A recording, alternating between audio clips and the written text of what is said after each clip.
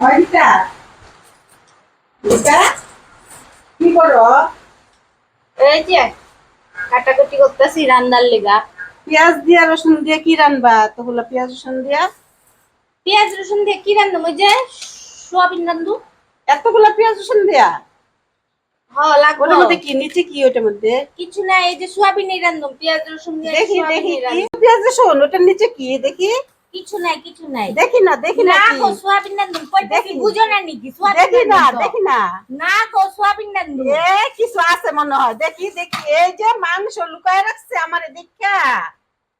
তো এরকম করে টাইনে টাইনে উদলা করবা মানুষের পাক ঘরে আইয়া তুমি? তো কিছে? কইতাছি সোয়াবিন রান্ধুম, মাংস যখন দেখছো তখন মাংস দিক কার যাইবো না পাকঘর থেকে। ঠান্ডা হইলে দুই পাক ঘরে টুকরা আইয়া দিয়া দিও, পড়ো। আমগো বুড়ির রাতে কিছু খাওয়ার নাই, দুই টুকরা মাংস দিয়া তোমার দিও। বুড়ি কি খাইবো ওই চিন্তা করে মানুষের পাক ঘরে ঘরে ঘুরতে থাকো খালি। দিয়া দিও দুই টুকরা।